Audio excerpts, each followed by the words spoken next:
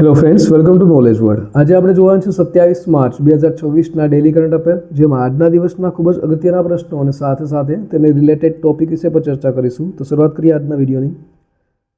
પ્રથમ પ્રશ્ન છે, તાજેતરમાં આઈપીએલ ઇતિહાસમાં સૌથી મોંઘી ટીમ કોણ બની છે? તો ઓપ્શન આપેલા છે। તો હાલમાં જ આરસીબી છે તે આઈપીએલ ઇતિહાસમાં સૌથી મોંઘી ટીમ બની છે, માટે ઓપ્શન નંબર એ આવશે। તેના વિશે વાત કરીએ તો આરસીબી એટલે કે રોયલ ચેલેન્જર્સ બેંગ્લોર તે આઈપીએલ ઇતિહાસની સૌથી મોંઘી ટીમ બની છે।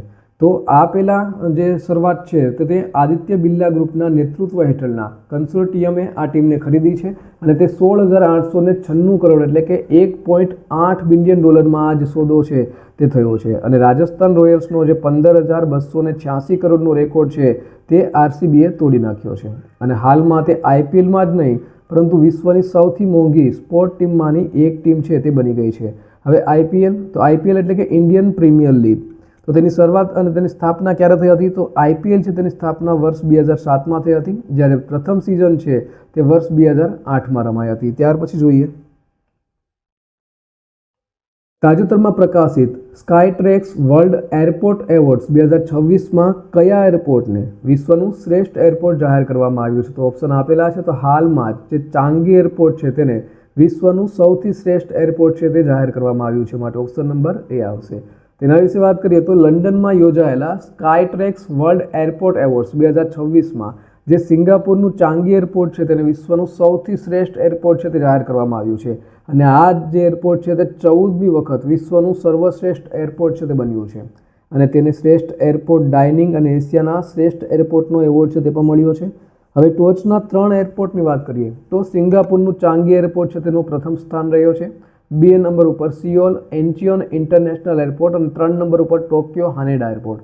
હવે વાત કરીએ આપણે ભારતીય એરપોર્ટની, તો જે દિલ્હી એરપોર્ટ છે તે 1 થી 30 નંબરમાં આવ્યું છે અને તેનો ક્રમ છે તે 28મો ક્રમ છે। ત્યાર પછી જોઈએ તાજેતરમાં ભારતના પ્રથમ ઠંડા રણ નદી કિનારા પુનઃસ્થાપન પ્રોજેક્ટ ક્યાં શરૂ કરવામાં આવ્યો છે? તો આ જે પ્રોજેક્ટ છે તે લદ્દાખ ખાતે શરૂ કરવામાં આવ્યો છે, માટે option number B is the right answer. તેના વિશે વાત કરીએ તો ભારતનો જે પ્રથમ ઠંડા રણ નદી કિનારા પુનઃસ્થાપન પ્રોજેક્ટ છે તે લદ્દાખના લેહ જિલ્લામાં સિંધુ નદીના કિનારે સ્થાપિત કરવામાં આવ્યો છે અને આ જે પ્રોજેક્ટ છે તે લેહમાં સ્પિતુક ફારકા ખાતે શરૂ કરવામાં આવ્યો છે અને તેનું ઉદ્ઘાટન છે તે લદ્દાખના જે લેફ્ટનન્ટ ગવર્નર છે વિનયકુમાર સક્સેના તેઓના દ્વારા કરવામાં આવ્યું છે અને આ પહેલને ઇન્ડસ રિવર ગ્રીન કોરિડોરના નામ પણ આપવામાં આવ્યું છે। વાત કરીએ લદ્દાખ, તો લદ્દાખ છે જેને આપણે ઠંડા રણ તરીકે પણ ઓળખવામાં આવે છે। હવે લદ્દાખની સ્થાપના ક્યારે થઈ હતી? તો 31 ઓક્ટોબર 2019માં લદ્દાખ છે તેની સ્થાપના છે તે એક કેન્દ્ર શાસિત પ્રદેશ તરીકે 2019માં કરવામાં આવી હતી। લેહ છે તે સૌથી મોટું શહેર અને સાથે સાથે લદ્દાખનું મુખ્ય મથક પણ છે। બીજા લદ્દાખના ઇમ્પોર્ટન્ટ પોઈન્ટ વિશે વાત કરીએ તો હાલમાં જ લદ્દાખ પર્યટન વિભાગ દ્વારા હોલિસ્ટિક હોમસ્ટે સપોર્ટ ફ્રેમવર્ક છે તે શરૂ કરાયું છે। વાયુસેના પ્રમુખે લદ્દાખમાં ન્યોમા એરબેઝ છે તેનું ઉદ્ઘાટન કર્યું છે। લદ્દાખમાં સમુદ્ર સપાટીથી 19,400 ફૂટની ઊંચાઈએ વિશ્વનો સૌથી ઊંચો મોટરેબલ રોડ છે તે બનાવવામાં આવ્યો છે। લદ્દાખના રિંગઝિન યાંગડોલે દક્ષિણ કોરિયામાં આયોજિત હોકી ટુગેધર ઇન્ટરનેશનલ કોચિંગ કેમ્પમાં ભાગ લીધો હતો અને લદ્દાખમાં ઇસરોના હાઈ એલ્ટિટ્યૂડ એનાલોગ મિશન હોપ છે તેનું પણ ઉદ્ઘાટન કરવામાં આવ્યું હતું। તાજેતરમાં કયા દેશે Max social media app launch કરી છે? તો હાલમાં જ આ જે એપ છે મેક્સ તે રશિયા દ્વારા લોન્ચ કરવામાં આવી છે, માટે ઓપ્શન નંબર સી આવશે। તેના વિશે વાત કરીએ તો રશિયા દ્વારા, જેમ તમે સ્ક્રીન ઉપર જોઈ શકો છો, આ છે મેક્સ નામની એક નવી સોશિયલ મીડિયા અને મેસેજિંગ એપ્લિકેશન છે તે લોન્ચ કરવામાં આવી છે અને આ એપ છે તે રશિયન ટેક જાયન્ટ વીકે દ્વારા વિકસાવવામાં આવી છે અને મેક્સ છે તે ચીનની જે વીચેટ જેવી સુપર એપ છે તેના સુપર એપ તરીકે પણ તેને ઓળખવામાં આવે છે અને રશિયન સરકારે તેને નેશનલ મેસેન્જર તરીકે પ્રોત્સાહન છે તે આપી રહી છે। હવે રશિયાના આઈએમપી પોઈન્ટની વાત કરીએ તો રશિયાએ 2036 સુધીમાં ચંદ્ર પર પાવર પ્લાન્ટ સ્થાપિત કરવાની યોજના છે તે જાહેર કરી છે। રશિયા છે તે ઇન્ટરનેશનલ બિગ કેટ એલાયન્સનું 19મું સભ્ય બન્યું છે। રશિયાની સૌથી મોટી બેંક સ્બર બેંકે ભારતમાં તેની શાખાઓનો વિસ્તાર કરવાની યોજના જાહેર કરી છે। રશિયાને આફ્રિકામાં તેનો પ્રથમ નૌકાદળ મથક સ્થાપિત કરવાની ઓફર મળી છે। રશિયાએ તેની નવી પરમાણુ સબમરીન ખાબોરોસ્ક લોન્ચ છે તે કરી છે અને રશિયાએ પરમાણુ સંચાલિત અને પરમાણુ સશસ્ત્ર માનવરહિત પાણીની અંદરના ડ્રોન પોસાઇડન છે તેનું પરીક્ષણ કર્યું છે। નેક્સ્ટ જોઈએ તો તાજેતરમાં કયા દેશના ભૂતપૂર્વ વડાપ્રધાન લિયોનેલ જોસ્પિનનું અવસાન થયું છે? તો લિયોનેલ જોસ્પિન છે તેઓ ફ્રાન્સના ભૂતપૂર્વ વડાપ્રધાન રહી ચૂક્યા છે, માટે option number B is the right answer. તેના વિશે વાત કરીએ તો સ્ક્રીન ઉપર જોઈ શકો છો, આ છે ફ્રાન્સના ભૂતપૂર્વ વડાપ્રધાન લિયોનેલ જોસ્પિન, અને તેમનું તાજેતરમાં જ 88 વર્ષની વયે અવસાન થયું છે. હવે તેઓ 1997થી લઈ અને 2002 સુધી ફ્રાન્સના વડાપ્રધાન તરીકે સેવા આપી હતી, અને મહત્વનું તેમણે એક ફ્રાન્સમાં 35 કલાકના કાર્યકારી સપ્તાહ એટલે કે 35 અવર વર્ક વીક છે તેનો મહત્વનો અમલ છે તે પણ કરાવ્યો હતો. વાત કરીએ ફ્રાન્સના કરંટ પોઈન્ટની એટલે કે આઈએમપી પોઈન્ટની, તો ફ્રાન્સે 15 વર્ષથી ઓછી ઉંમરના બાળકો માટે સોશિયલ મીડિયા પર પ્રતિબંધ મૂકવાનો બિલ પસાર કર્યો છે. ફ્રાન્સે જન્મદર કરતાં મૃત્યુદર વધુ તેનો રેકોર્ડ કર્યો છે. ઇન્ડિયન ઓફટેલ લિમિટેડે French company Safran electronics and defence સાથે એમઓયુ પર હસ્તાક્ષર કર્યા છે.